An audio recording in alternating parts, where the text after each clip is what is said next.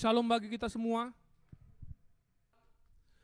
Jemaat yang dikasihi Tuhan, pada minggu hari ini kita akan mendengarkan firman Tuhan, panggilan memelihara alam, yang akan dibawakan oleh Amang Pendeta Arlinton Nenggolan.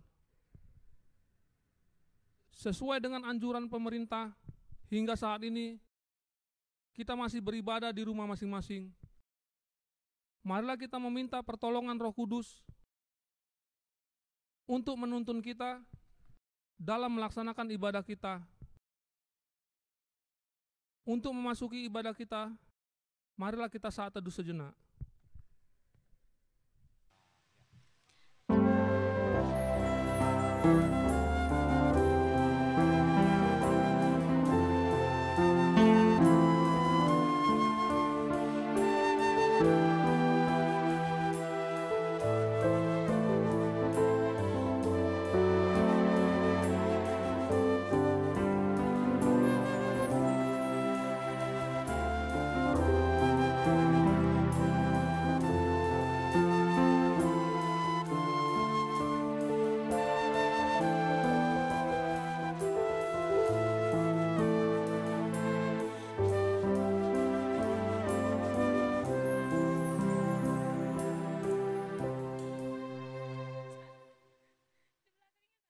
Amin.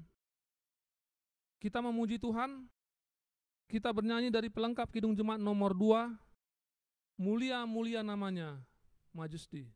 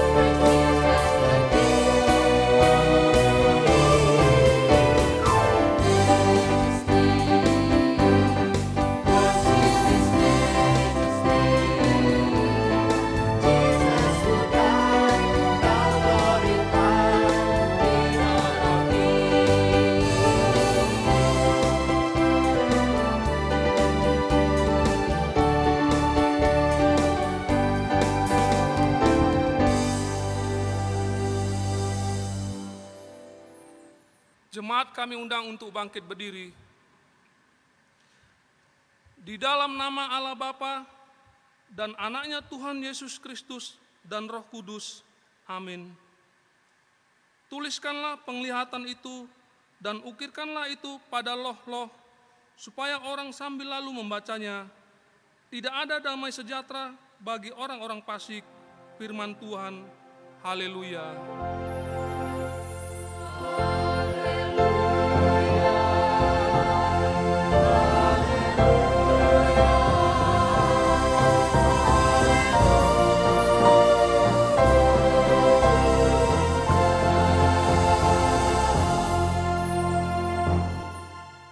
Marilah kita berdoa.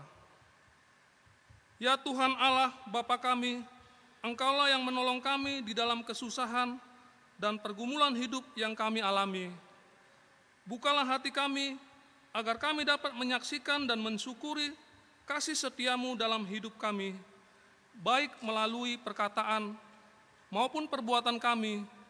Teguhkanlah iman kami sampai akhir hidup kami, agar kami turut menjadi ahli waris kehidupan kekal yang Engkau sediakan bagi semua yang percaya kepadamu, di dalam Yesus Kristus Tuhan kami.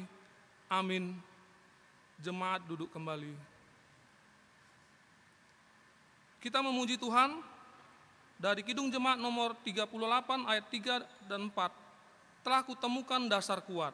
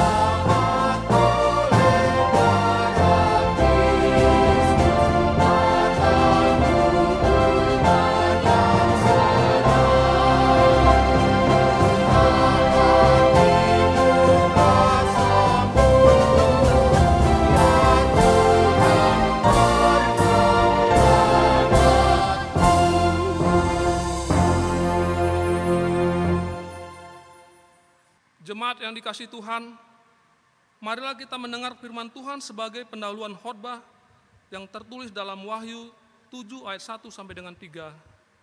Mari kita buka Alkitab kita masing-masing. Wahyu 7 ayat 1 sampai dengan 3. Demikian firman Tuhan. Kemudian daripada itu aku melihat 4 malaikat berdiri pada keempat penjuru bumi, dan mereka menahan keempat angin bumi, supaya jangan ada angin bertiup di darat, atau di laut, atau di pohon-pohon. Dan aku melihat seorang malaikat lain muncul dari tempat matahari terbit. Ia membawa materai Allah yang hidup, dan ia berseru dengan suara nyaring kepada keempat malaikat yang ditugaskan untuk merusakkan bumi dan laut. Kita baca bersama. Katanya, janganlah merusakkan bumi atau laut atau pohon-pohon sebelum kami memeteraikan hamba-hamba Allah kami pada dahi mereka. Demikian pembacaan firman Tuhan. Yang berbahagialah ialah setiap orang yang mendengar firman Allah dan yang memeliharanya. Amin. Kita bernyanyi dari Kidung Jemaat nomor 337 ayat 1 dan 2. Betapa kita tidak bersyukur.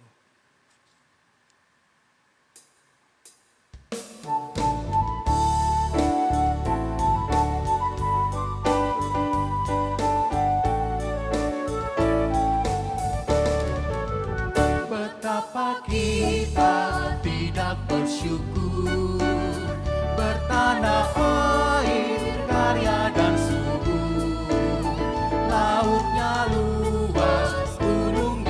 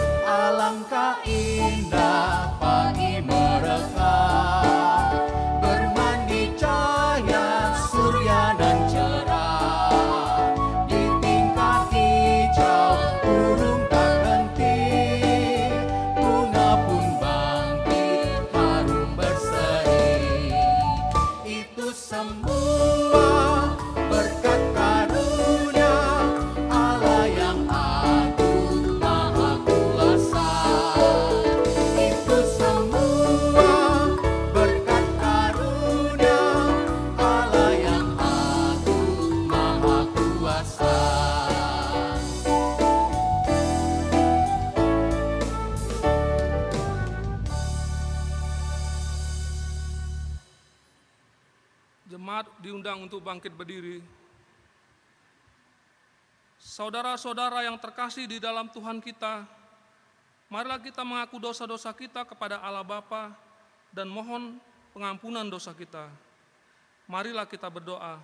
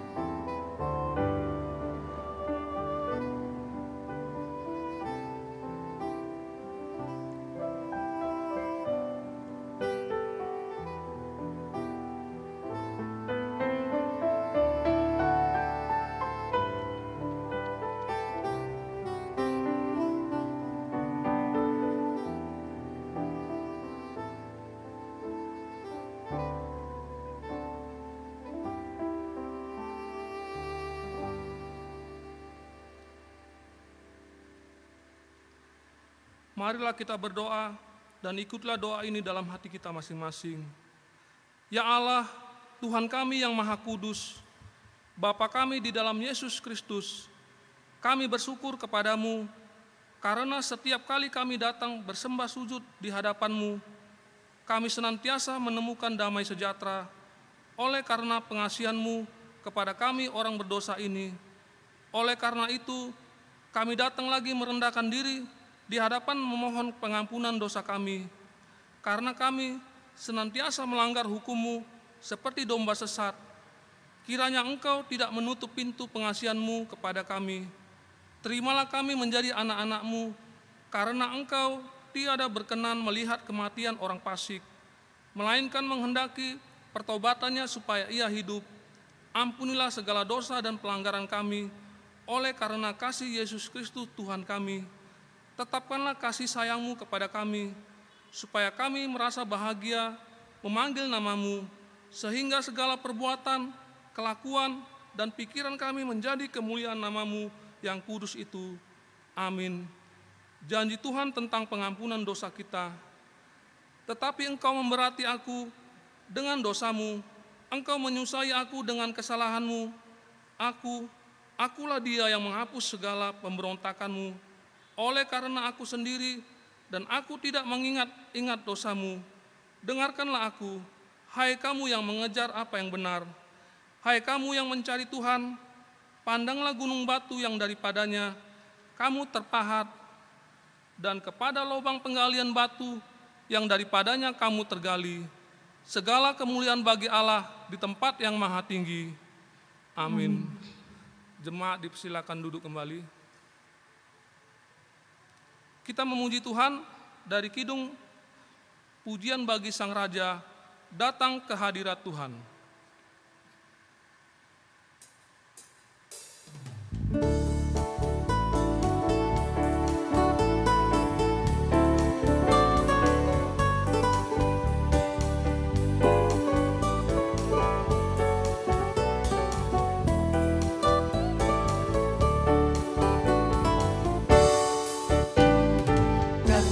Hadirat Tuhan dengan hati yang penuh sukacita.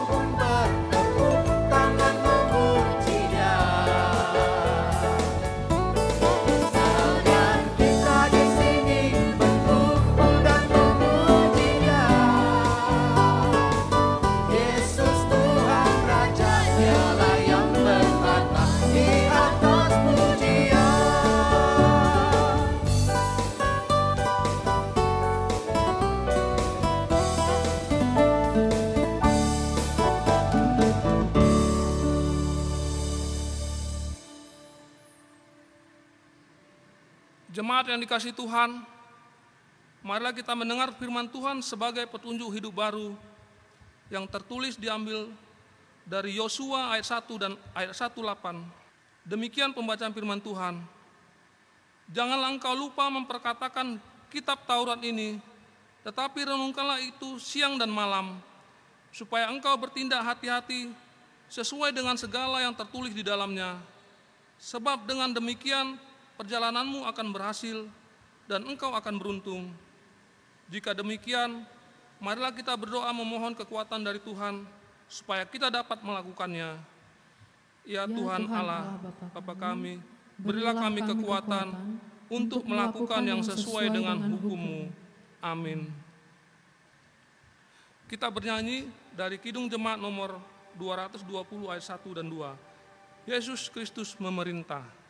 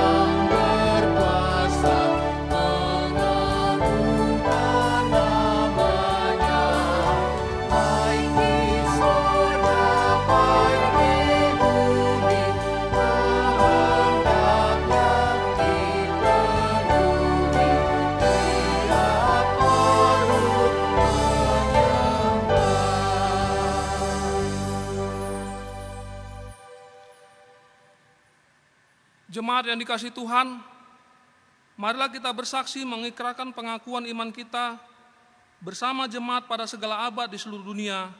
Kita bersaksi, aku percaya kepada Allah, Bapa yang Maha Kuasa, Halik langit dan bumi. Aku percaya kepada Yesus Kristus, Anaknya yang tunggal Tuhan kita, yang dikandung daripada Roh Kudus, lahir dari anak darah Maria, yang menderita di bawah pemerintahan Pontius Pilatus, disalibkan, mati dan dikuburkan, turun ke dalam kerajaan maut, pada hari yang ketiga, bangkit pula dari antara orang mati, naik ke surga, duduk di sebelah kanan Allah, Bapa yang Maha Kuasa, dan akan datang dari sana untuk menghakimi orang yang hidup dan yang mati. Aku percaya kepada Roh Kudus, gereja yang kudus dan am, persekutuan orang kudus, pengampunan dosa, kebangkitan daging, dan hidup yang kekal. Amin. Jemaat silakan duduk kembali.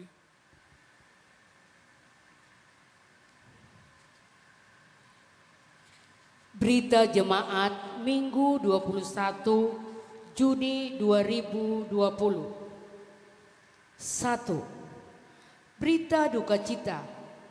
Hari Jumat tanggal 12 Juni 2020 telah meninggal dunia Ibu Rialan Nursalina Boru Lumban Tobing, istri dari Bapak W. Pohan Simanjuntak almarhum, dari Jalan Seibatang Serangan nomor 167 Medan, lingkungan Medan Baru 5, tutup umur 96 tahun.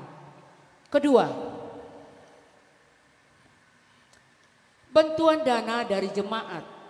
Sehubungan pemerintah telah memperpanjang masa darurat bencana wabah virus corona dan sampai saat ini masih kita rasakan bersama.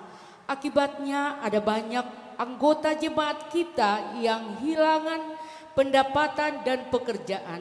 Maka bersama surat ini kami jemaat GKPI Medan Kota, Resort Medan Barat akan mengadakan program peduli sosial berbagi kasih bagi jemaat yang memiliki untuk berbagi dengan jemaat yang tidak memiliki. Kita akan berbagi sembako disesuaikan dengan donasi yang telah dikumpulkan.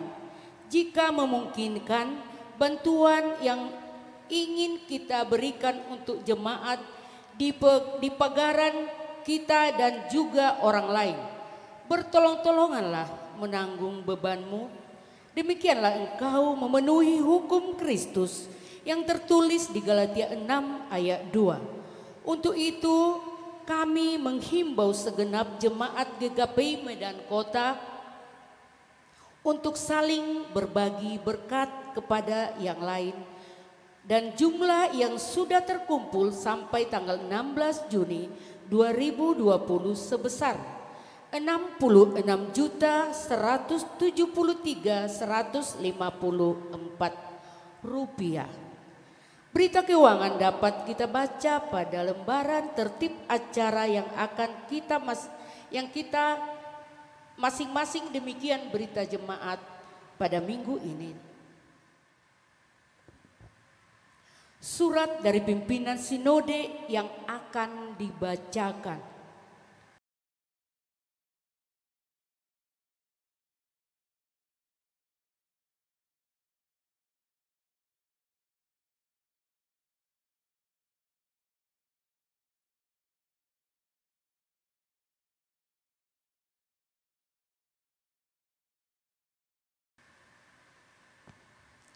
Sehubungan dengan pemberitahuan ini, maka GKPI Medan Kota berencana mulai beribadah di gereja pada tanggal 5 Juli 2020 dengan mengikuti protokoler yang ditetapkan oleh pemerintah.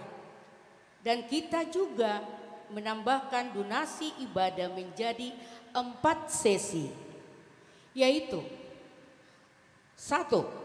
Pukul 8 sampai 9 untuk umum. Kedua, pukul 10 sampai 11 khusus usia 50 ke atas. Ketiga, pukul 16 sampai 17 untuk umum. Keempat, pukul 18 sampai 19 untuk umum. Untuk sementara KOR ditiadakan. Demikian pemberitaan jemaat pada minggu ini. Tuhan Yesus memberkati kita semua. Bapak Ibu yang terkasih, mari kita satukan hati dan pikiran kita. Mari kita berdoa. Puji dan syukur kami panjatkan Tuhan Yesus ke hadirat-Mu. Kami datang pada saat ini Tuhan. Kami memohon kepadamu karena kami tahu Tuhan Yesus, Engkaulah tempat kami mengadu. Engkaulah tempat kami berpengharapan. Tuhan yang baik, Tuhan yang kami puji. Pada saat ini Tuhan, kami datang menjembah sujud di hadapan. Engkau tahu Tuhan Yesus, pada saat ini Engkau tahu apa yang terjadi kepada kami Tuhan. Di dunia ini Tuhan, khususnya di Indonesia. Engkau tahu Tuhan, COVID-19 belum reda. Kami memohon Tuhan Yesus, Engkau Maha tahu, Engkau Maha pengasih Bapa.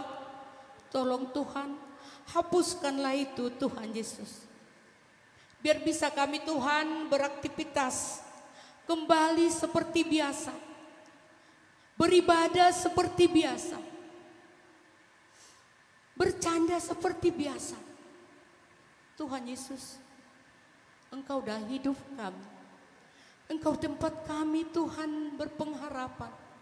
Tolong kami Yesus. Buanglah itu Tuhan penyakit ini. Penyakit yang ada sekarang ini. COVID-19. Yang selalu kami takuti Tuhan. Tapi kami tetap Tuhan berpengharapan kepadamu. Engkau melindungi kami Tuhan Yesus. Engkau melindungi jemaat kami Tuhan Yesus. Dimanapun mereka berada. Kami tetap Tuhan berseru di hadapan-Mu. Engkau Tuhan Yesus Maha tahu. Tolong Tuhan, sembuhkanlah itu Tuhan. Kalau ada yang sudah kena, biar jangan menular itu Tuhan. Jauhkan dari kami, jauhkan dari anak-anak kami, jauhkan dari cucu-cucu kami Tuhan penyakit itu. Kami tahu Tuhan, kami selalu berseru, berpengharapan kepadamu. Bantu kami semua Bapa. Lindungi kami semua Tuhan Yesus. Begitu juga Tuhan, dokter-dokter, para medis juga Tuhan. Engkau berikan kekuatan kepada mereka Tuhan. Engkau berikan Tuhan selalu tetap mereka setia Tuhan Yesus. Mengurus yang sakit. Begitu juga Tuhan Yesus. Kami semua yang berada di Indonesia ini Tuhan. Bantu kami Yesus. Buanglah itu penyakit itu Tuhan. Biar bisa kami Tuhan seperti yang kami utarakan tadi Tuhan. Bisa kami Tuhan memuji dan memuliakan Engkau di tempat ini Bapak. Begitu juga Tuhan. Orang tua kami Tuhan. Engkau tahu Tuhan yang sudah lanjut usia Engkau berikan kekuatan. Yang bergumul juga Tuhan kami serahkan kepadamu. Pergumulan mereka Tuhan Yesus. Ada yang kekurangan, ada yang sedih. Ada Tuhan yang bergumul karena sakit Tuhan. Engkau menyembuhkan. Dimanapun jemaat kami ini Tuhan yang sakit Engkau sembuhkan Tuhan. Tolong kami Bapa, tolong mereka. Engkau berkati obat yang dimakannya. Engkau berkati juga Tuhan dokter-dokter, para medis yang mengurus, yang mengobati mereka Tuhan. Tuhan pada saat ini kami serahkan hidup kami ke tangan. Bantu kami Tuhan. Bantu, hibur Tuhan kami semua Tuhan. Begitu juga yang baru kehilangan orang tuanya Tuhan Yesus. Pada jemaat Medan Baru 5. Hibur mereka Tuhan. Hibur mereka Yesus. Setia buat Tuhan selalu kepadamu. Tolong kami semua Tuhan. Yang berada saat ini di tempat ini Tuhan. Engkau berkati kami semua Tuhan. Apapun Tuhan pergumulan kami masing-masing. Engkau tahu itu Tuhan Yesus. Engkau berikan petunjuk Tuhan. Biar bisa kami menjalani hidup ini Tuhan. Terpujilah Engkau Tuhan. Ampuni kami. Ampuni dosa-dosa kami Tuhan Yesus. Terima kasih Bapa, terima kasih. Dalam nama-Mu kami berdoa dan mengucap syukur di hadapan-Mu. Amin. Jemaat yang dikasihi Tuhan, kita akan bersiap-siap untuk mendengarkan firman Tuhan. Kita akan dihantarkan oleh nyanyian Kidung Jemaat nomor 53 ayat 1 dan 2. Tuhan Allah telah berfirman.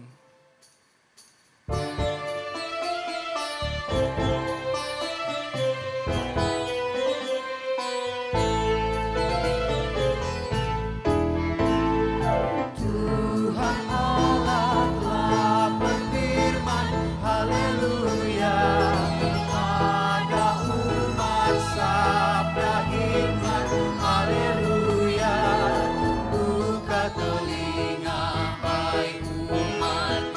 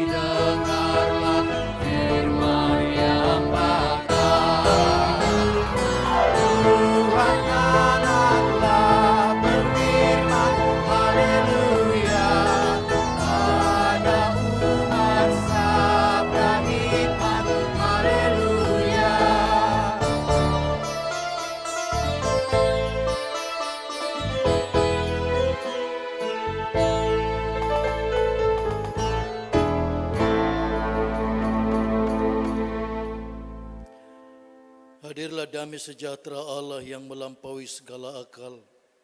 Itulah yang memelihara hati dan pikiranmu di dalam Kristus Yesus Tuhan kita. Amin. Horas. Mari kita buka santapan rohani kita pada minggu hari ini yang terambil dari Imamat pasal yang ke-25 ayat 1 sampai 13. Imamat pasal yang ke-25 ayat 1 sampai ayat 13. Demikian firman Tuhan, mari kita aminkan dalam hati kita masing-masing. Tuhan berfirman kepada Musa di Gunung Sinai, "Berbicaralah kepada orang Israel dan katakan kepada mereka, apabila kamu telah masuk ke negeri yang akan kuberikan kepadamu, maka tanah itu harus mendapat perhentian sebagai Sabat bagi Tuhan. 6 tahun lamanya engkau harus menaburi ladangmu, dan 6 tahun lamanya engkau harus merantingi kebun anggurmu dan mengumpulkan hasil tanah itu. Tetapi pada tahun yang ke-7 haruslah ada bagi tanah itu suatu Sabat, masa perhentian penuh, suatu Sabat bagi Tuhan. Ladangmu janganlah kau taburi, dan kebun anggurmu janganlah kau ranting. Dan apa yang tumbuh sendiri dari penuaianmu itu janganlah kau tuai. Dan buah anggur dari pokok anggurmu yang tidak dirantingi janganlah kau petik. Tahun itu harus menjadi tahun perhentian penuh bagi tanah itu. Hasil tanah selama Sabat itu haruslah menjadi makanan bagimu, yakni bagi dirimu sendiri, bagi budakmu laki-laki, bagi budakmu perempuan, bagi orang upahan, dan bagi orang asing di antaramu yang semuanya tinggal padamu. Juga bagi ternakmu dan bagi binatang liar yang ada di tanahmu, segala hasil tanah itu menjadi makanannya. Selanjutnya, engkau harus menghitung 7 tahun Sabat, yakni 7 kali 7 tahun, sehingga masa 7 tahun Sabat itu sama dengan 49 tahun.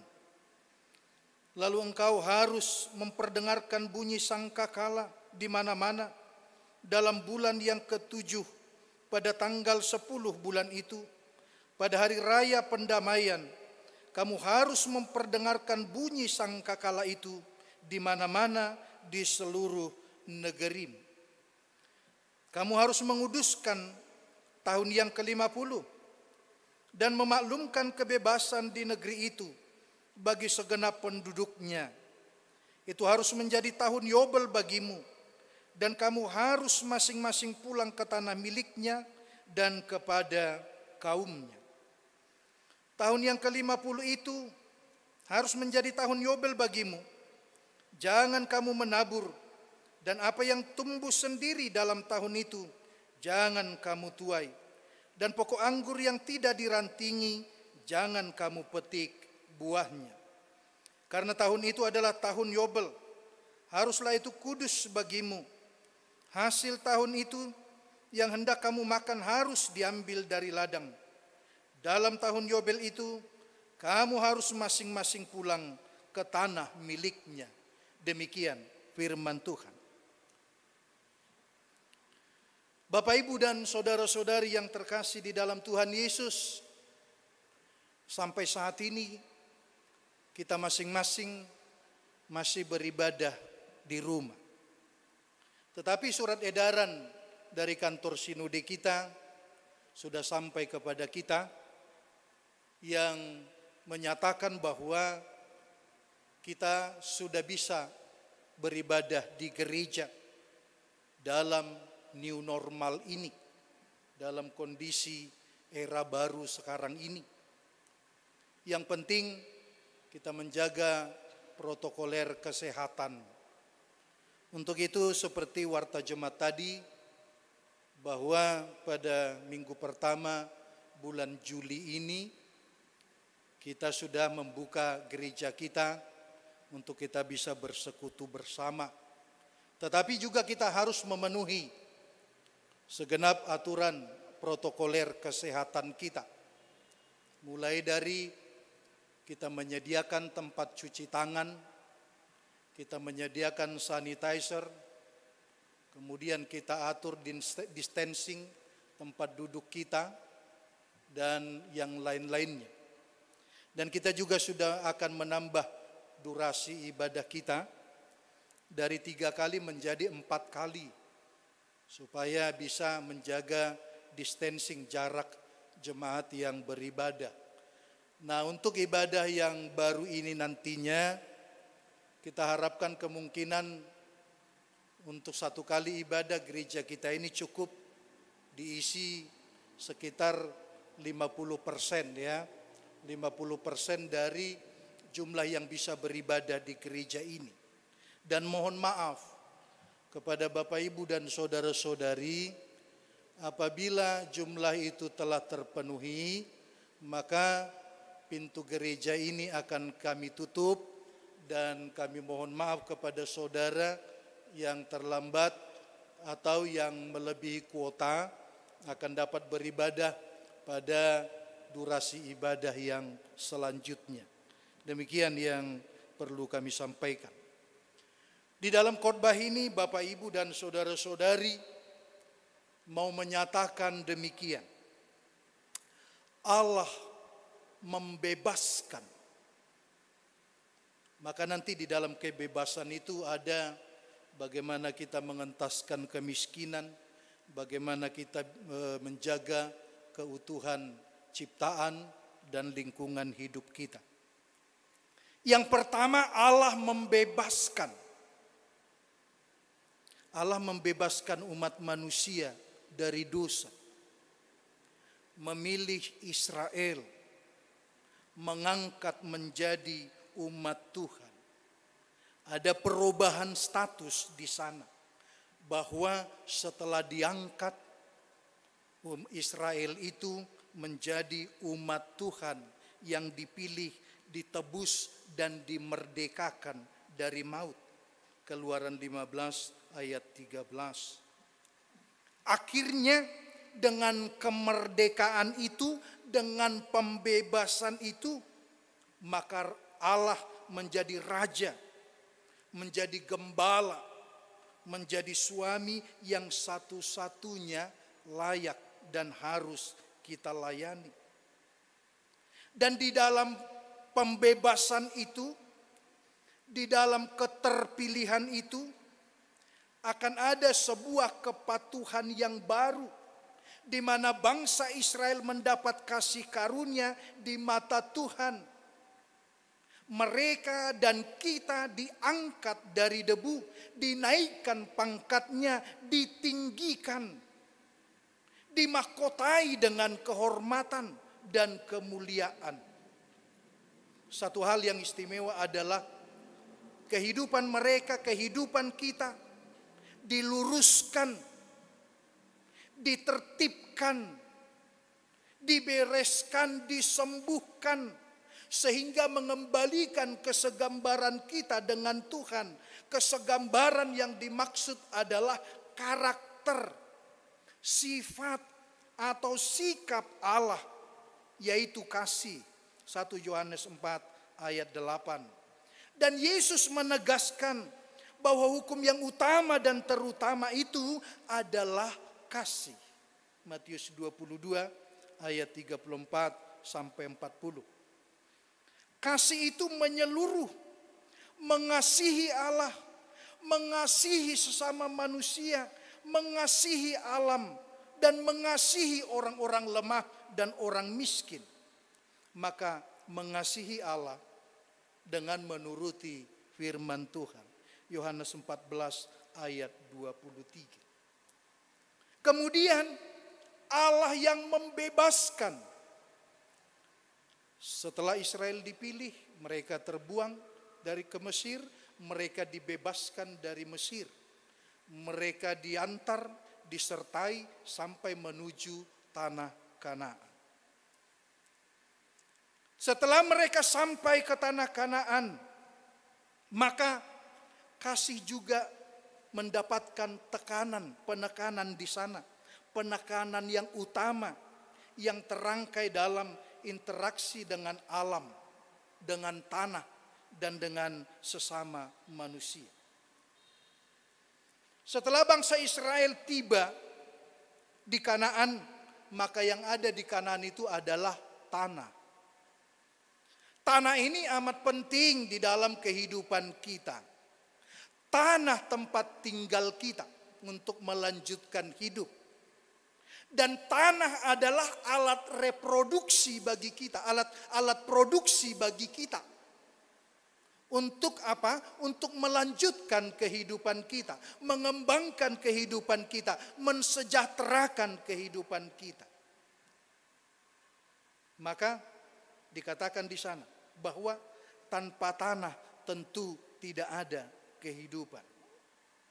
Maka dengan itu, ketika bangsa Israel sampai ke tanah Kanaan, lalu di sana mereka mendapatkan tanah, dan kemudian tanah itu diolah, berproduksi untuk kebutuhan mereka, tetapi ada aturan yang dinyatakan oleh Tuhan tentang tanah itu. Apa itu?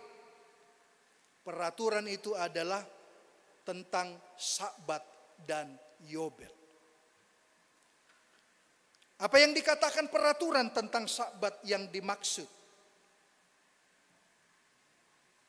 Tahun Sakbat adalah tahun kebebasan bagi tanah. Tahun peristirahatan bagi tanah. Tahun Sakbat adalah tahun perhentian. Yang dimaksud adalah setelah mereka mendiami tanah Kanaan, lalu mulailah mereka mengolah tanah. Kemudian peraturan dinyatakan di sana bahwa mulai dari awal sampai 6 tahun mereka bisa mengolah tanah. Tapi pada tahun yang ke-7, tahun Sakbat, mereka dalam 1 tahun tersebut mereka tidak boleh mengolah tanah. Mereka tidak boleh menaburi benih pada tahun yang ke-7. Kemudian mereka tidak boleh merantingi pohon-pohon anggur pada tahun yang ke-7. Lalu bagaimana hasilnya jika ada kebun anggur? Biarkan buah-buah pohon anggur itu berjatuhan dan jangan engkau panen. Apa yang mau dikatakan di sana Bapak Ibu? Ternyata tanah itu juga perlu beristirahat. Tanah itu perlu berhenti. Tanah itu jangan dieksploitasi terus-menerus. Jangan dieksploitisir. Jangan. Tetapi tanah itu harus berhenti, beristirahat, bebas dalam tahun ke-7 selama 1 tahun penuh. Untuk masa itu ada, Tuhan memberikan kebebasan kepada tanah, dan itu peraturan kepada bangsa Israel. Untuk apa? Supaya tanah dapat menata kembali keseimbangan tanah itu. Tanah tidak boleh dieksploitir, mohon maaf. Supaya apa? Supaya dia bisa menata ulang.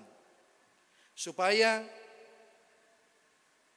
bagaimana keseimbangan itu terjadi, bagaimana hara di dalam tanah itu menjadi seimbang, dan itu memerlukan apa? Waktu bagi tanah untuk menjaga keseimbangan itu. Tetapi apa yang terjadi Bapak Ibu? Coba kita lihat dalam kondisi kita pada saat ini, bahwa ketika tidak menjaga keseimbangan tanah, ketika tanah itu tidak beristirahat, maka begitu banyak yang terjadi musibah. Bagaimana bencana di tanah ini, mulai dari banjir bandang, kemudian tanah yang jadi gersang, kemudian tanah yang ditutup perumahan, kemudian ada semenisasi taman-taman, kemudian bagaimana banyaknya limbah yang kita buang, limbah yang tidak bisa didaur ulang, dan bagaimana tanah itu terus menerus dipaksa berproduksi. Bagaimana kemudian selanjutnya tidak ada waktu bagi tanah untuk beristirahat. Akhirnya yang terjadi adalah kerusakan alam. Bisakah Bapak Ibu bayangkan begini? Ada enggak mesin yang hidup terus menerus tanpa berhenti selama 6 tahun? Bagaimana mungkin ada mesin tidak berhenti berputar selama 6 tahun? Ada enggak? Demikian juga manusia. Bagaimana seorang ibu kalau terus menerus melahirkan, tidak ada jarak. Apakah enggak rusak? Ya rusak juga. Maka semuanya itu perlu keseimbangan. Saya ada cerita-cerita kawan di perusahaan-perusahaan, contohnya begini.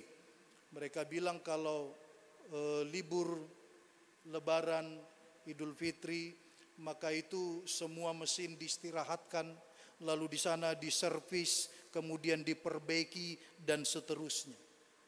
Kan begitu. Kalau seorang ibu yang melahirkan tentu kan dijaga dulu kesehatannya. Kemudian ada masa bagi dia untuk beristirahat, menjaga tubuh kembali, kebugaran tubuh kembali, untuk selanjutnya bisa menambah anak. Semuanya kan butuh waktu dengan itu.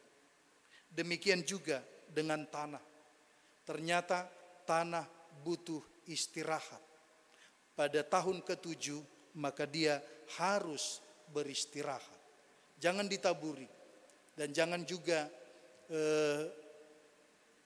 anggur yang ada di sana, jangan juga dipotongi, dirantingi, dan buah-buahnya bagaimana, biarkan jatuh. Karena apa? Itu juga menjadi bagian dari tanah itu untuk mengembalikan keseimbangannya di sana.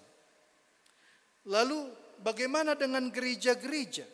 Dewan Gereja Sedunia, DGD, sepakat untuk bersama-sama menjaga keutuhan ciptaan dalam sidang raya yang dilaksanakan di Vancouver pada tahun 1983, yang berpendapat bahwa masalah lingkungan perlu ditanggulangi sama seperti persoalan-persoalan isu-isu keadilan. Lalu apa hal yang sederhana yang bisa dapat kita lakukan pada saat ini? Yang pertama, Bapak Ibu, kalau kita punya tanah untuk produksi kebutuhan kita pada tahun ke-7, maka dia harus kita beri kesempatan beristirahat. Kalau ada di sana tumbuh-tumbuhan, maka kita biarkan demikian. Supaya apa? Ada kesempatan tanah itu untuk menjaga keseimbangan. Kemudian yang kedua, mari menjaga tanah. Dengan apa? Dengan mengurangi segala hal atau limbah-limbah yang tidak bisa didaur ulang. Karena apabila terus-menerus kita membuang sampah dengan limbah yang tidak bisa didaur ulang, maka sesungguhnya kita sudah menyakiti tanah tersebut. Kenapa demikian? Karena kita merusak tanah. Menyakiti dalam tanda petik ya. Kita merusak tanah tersebut. Lalu bagaimana? Mari kita kurangilah pemakaian atau kita kurangi limbah yang tidak dapat diurai di dalam tanah. Dan salah satu contoh itu adalah pemakaian limbah plastik. Bahkan pemerintah kita sudah berulang-ulang menghimbau. Dan Bapak Ibu, anak-anak kami sekalian, mari kalau kita berbelanja, bawalah tas sendiri dari rumah. Kan ada tas kain itu. Ada tas kain itu, bawalah itu. Kalau kita sudah belanja di warung atau di mana, di minimarket, di supermarket, kalau mereka mau menyediakan kantong plastik, tolaklah itu. Bawalah tasmu, lalu isi ke dalam tasnya, bawa pulang. Dengan demikian kita sudah mengurangi limbah yang merusak tanah itu sendiri. Ada sebuah tempat di Pekanbaru ya, yang namanya daerah Kulim. Saya tahu karena saya melayani di sana. Dulunya daerah ini penghasil ubi, ya, penghasil ubi yang terbaik di Pekanbaru. Asal disebut ubi kayu ya, asal disebut ubi kayu dari Kulim, bagus itu. Tetapi entah kenapa banyak dibuang limbah di sana, banyak limbah-limbah plastik dan seterusnya. Akhirnya tanah itu jadi gersang karena banyaknya plastik. Akhirnya tidak ada lagi yang tumbuh di sana. Akhirnya daerah itu menjadi tandus. Akhirnya penghasil ubi kayu yang terbaik itu sekarang tinggal hanya cerita. Kenapa? Karena tidak lagi tumbuh, karena banyaknya limbah plastik. Dan tanah itu jadi tersiksa jadinya. Karena begitu banyak racun-racun yang masuk ke tanah itu sendiri. Kemudian Bapak Ibu dan saudara-saudari yang terkasih dalam Yesus, setelah tadi tahun Sabat tanah itu harus beristirahat, maka 7 kali 7 49, tahun yang ke-50 itu adalah tahun Yobel. Apa yang dimaksud dengan tahun Yobel? Ciri khas yang menandai tahun Yobel adalah 1, semua budak Israel harus dibebaskan. 2, semua tanah, baik tanah pribadi maupun warisan yang dijual harus dikembalikan kepada keluarga semula. 3, tanah tidak boleh digarap. Maksud Allah dengan menetapkan tahun ini ialah menjamin keadilan, menjaga agar golongan kaya tidak mengumpulkan kekayaan dari tanah dengan mengorbankan golongan yang lemah. Bapak Ibu, ada yang istimewa di sini, di tahun Yobel ini. Apa itu? Yang pertama begini, contohnya, 1, itu tadi masuk tahun Sabat. Pada tahun Yobel, 1 tahun itu juga tanah tidak boleh ditaburi, ditanami, diolah. Kemudian tanah harus beristirahat penuh. Itu yang pertama. Yang kedua, apabila dalam pengolahan tanah lalu ada yang tidak beruntung, dia menjadi miskin, dia menjadi budak, maka dia hanya boleh budak selama 49 tahun. Tahun ke-50 dia harus dimerdekakan. Yang pertama. Yang kedua, apabila dalam pengolahan tanah lalu mereka tidak beruntung, ada golongan tidak beruntung, baik keluarga maupun individu, akhirnya mempertahankan hidupnya, lalu menjual tanah pribadinya atau tanah warisannya, maka itu hanya berlaku 49 tahun. Tahun ke-50 maka mereka harus kembali kepada tanah masing-masing. Kayak mana itu? Oh iya. Loh, lalu tahun ke-50 mereka mengambil tanahnya. Iya. Loh, kenapa itu? Karena disitulah tindakan Tuhan yang memerdekakan. Supaya orang jangan terus-menerus hidup dalam kemiskinan dan penderitaannya. Loh, kayak mana teknisnya? Ya, contohnya begini. Gereja kita ini udah berapa tahun ini ya? Kita beli lahan ini. Kalau memang Kalau memang karena modal lalu dia semakin hebat, itu bisa mungkin beda pemahamannya. Tetapi begini, kalau yang punya lahan misalnya miskin, lalu dia jual, lalu si pembeli ini menanami tumbuhan yang produktif, lalu selama 49 tahun dia sudah menikmati hasil dari tanah tersebut. Setelah tahun ke-50 di tanah itu harus kembali kepada dia. Kenapa? Supaya dia jangan sampai mati di dalam kemiskinannya. Itu jelas ya. Loh, tapi kan gak mungkin mengembalikan tanah. Oh, bisa aja disepakati kembali. Disepakati begini. Ketika waktu itu kujual kepadamu dengan harga sekian, setelah 50 tahun karena di situ sudah berdiri usahamu, maka bagaimana? Maka dihitung kembali kalau dia pun menjual pada saat ini supaya dia ada dapat modal dengan itu. Contohnya, dulunya dijual 1 hektar sekian. 50 tahun semestinya dia kembali, tanah itu kembali kepada dia. Enggak mungkin kembali karena di situ berdiri sesuatu hal yang tidak mungkin mengembalikan itu. Oke, kalau begitu dihitung kembali. Kalau demikian saya jual kembali dengan harga sekian.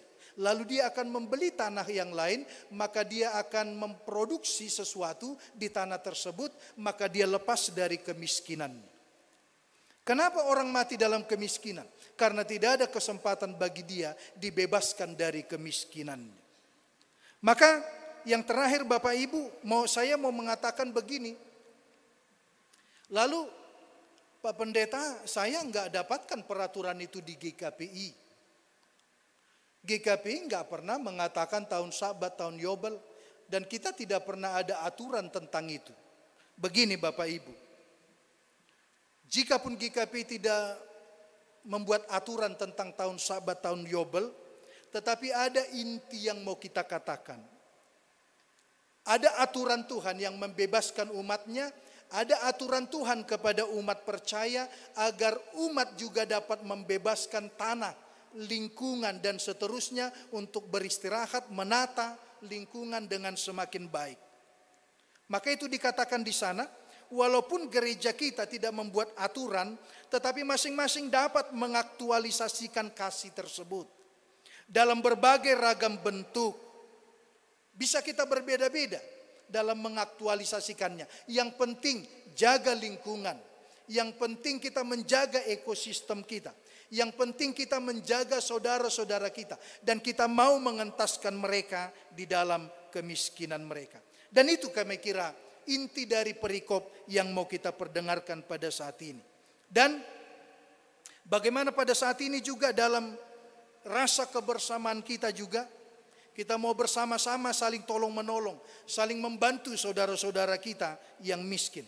Ada sedikit berita dari seksi diakoni untuk donasi peduli sosial berbagi kasih. Untuk bulan Juni kita masih mengadakan di intern kita. Bulan Juli nanti kita juga mau mengadakan bantuan kita. Tetapi kita peruntukkan kepada saudara-saudara kita, anak-anak kita, para mahasiswa yang kos di sekitar gereja kita dan yang beribadah di gereja kita. Dan juga para pekerja informal dan formal yang putus hubungan kerja dengan perusahaannya, dan itu juga nantinya akan kita bantu pada bulan Juli. Dan di bulan Juli ini juga kita membantu seksi diakoni gereja kita. Melalui seksi diakoni akan membantu petenun ulos yang ada di Tarutung. Sudah kita alokasikan di sana sekitar 8 juta. Dan kita nanti langsung diakoni berangkat ke Tarutung. Tetapi luar biasa juga diakoni, seksi diakoni sudah sepakat apabila mereka nanti mau melihat langsung ke petenun ulos, mau membeli langsung ke Tarutung, ke petenun ulosnya, lalu mereka sudah sepakat bahwa biaya itu tidak akan dibebankan kepada donasi yang diberikan kepada gereja. Biaya itu akan ditanggung oleh mereka masing-masing. Biaya itu adalah biaya pribadi. Lalu nanti selanjutnya bagaimana ulos itu? Ulos itu maksudnya nanti akan begini. Ketika kita membeli ulos, lalu ulos itu nanti kita akan jual kembali kepada jemaat kita yang tentunya dengan tujuan mau berbagi kasih. Ya mungkin nanti kalau sudah ada pesta bisa dipakai dan seterusnya. Lalu itu akan kita jual kembali kepada jemaat kita. Maka berkenanlah jemaat untuk membelinya. Dan apabila uang itu sudah kembali, lalu kita akan belanja kembali. Kita akan beli kembali kepada petenun ulos, lalu kita jual kembali. Begitu terus supaya para petenun ulos kita dapat terus menerus berproduksi ulosnya. Dengan demikian Bapak Ibu, kita bisa menolong saudara-saudara kita yang lainnya. Amin. Terima kasih Allah Bapa di dalam Yesus Kristus, kami bersyukur kepadamu Tuhan atas penyertaan-Mu bagi kami, atas firman-Mu yang memberikan pembebasan bagi kami, pembebasan bagi tanah, pembebasan bagi orang-orang miskin dan orang lemah. Dan biarlah kami Bapa sebagai perpanjangan tangan Tuhan untuk ikut ambil bagian dalam pembebasan ini. Bagaimana kami juga dapat membebaskan tanah pada tahun Sabat dan tahun Yobel. Kami juga dapat membebaskan saudara-saudara kami yang terkungkung dalam kemiskinan dan di dalam kelemahan. Dan itulah firman yang Kau sabdakan pada hari ini. Berkati kami Tuhan Yesus. Berkati juga segenap jemaat-Mu. Dan ketika mereka sakit, berkenanlah Engkau menyembuhkan mereka dari sakit mereka. Dan berkati juga Bapa pemerintah kami juga yang telah berlelah-lelah juga Bapa bekerja terlebih menangani virus COVID-19 ini. Para medis kami juga biarlah Engkau yang memberkati mereka semuanya. Para medis kami yang korban Bapa biarlah Engkau menerima roh mereka di sisi-Mu. Dan Engkau yang memberkati keluarga yang mereka tinggalkan. Dan ke depan Bapa tolong kepada cerdik pandai kami Engkau memberikan pengetahuan agar dengan demikian mereka dapat menemukan vaksin virus COVID-19 ini atau obat untuk dapat membunuh virus tersebut.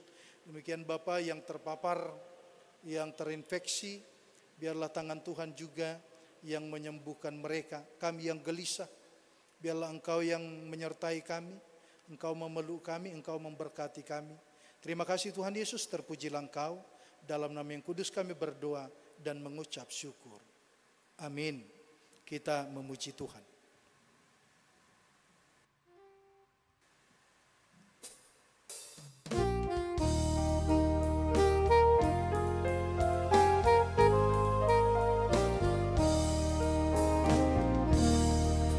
Tiap hari ku berhutang pada kasih abadi, rantailah hatiku curang dengan rahmat tak henti. Purifikat pencobaan, meninggalkan kasih-Mu. Inilah hatiku Tuhan, meteraikan bagi-Mu.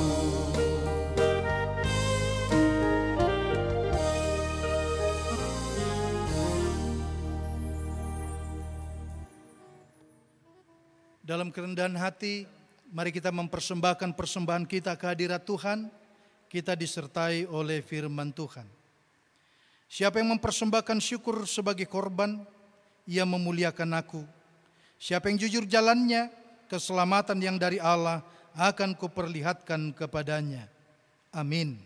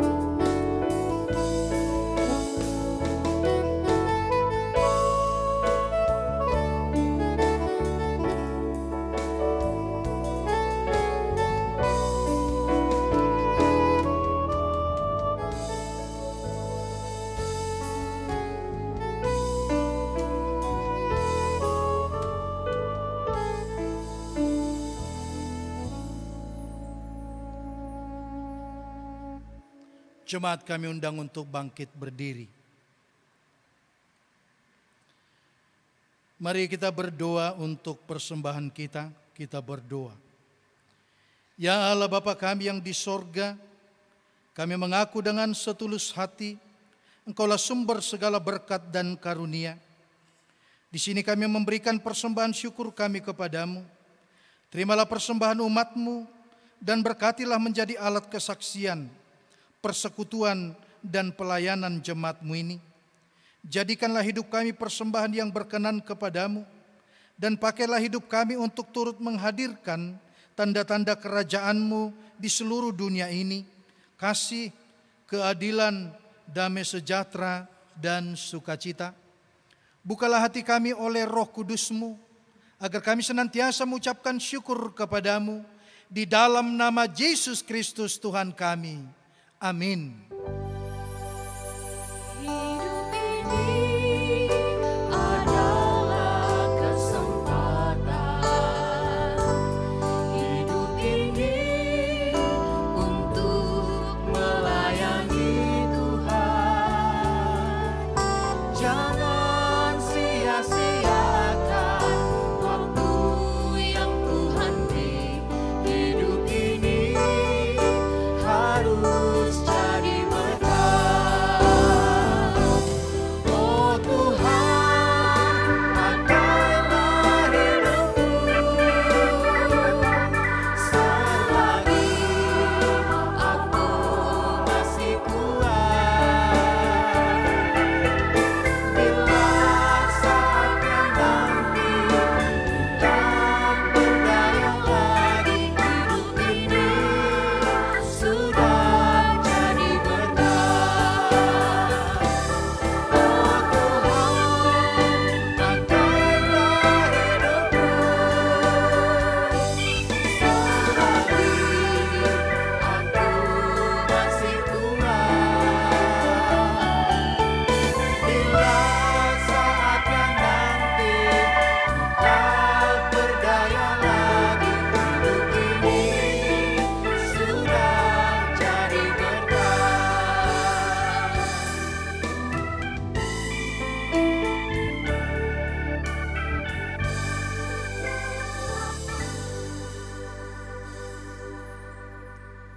Bapa kami yang di sorga, dikuduskanlah namamu. Datanglah kerajaan-Mu, jadilah kehendak-Mu di bumi seperti di sorga. Berikanlah kami pada hari ini makanan kami yang secukupnya, dan ampunilah kami akan kesalahan kami, seperti kami juga mengampuni orang yang bersalah kepada kami. Dan janganlah membawa kami ke dalam pencobaan, tetapi lepaskanlah kami dari yang jahat.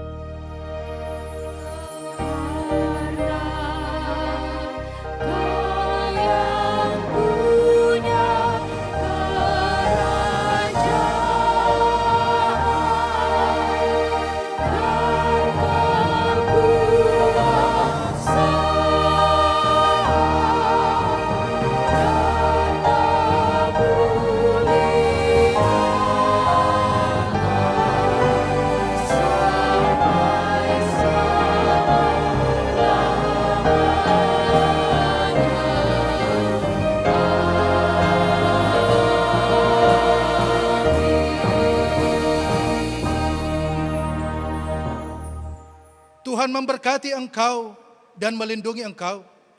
Tuhan menyinari engkau dengan wajah-Nya dan memberi engkau kasih karunia. Tuhan menghadapkan wajah-Nya kepadamu dan memberi engkau damai sejahtera.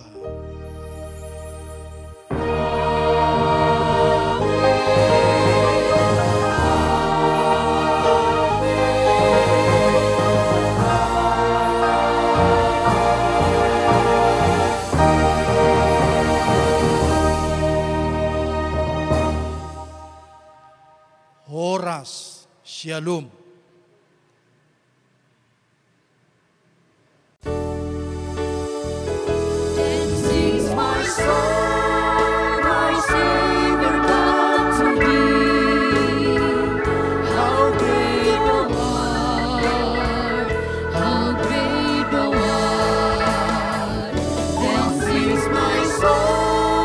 My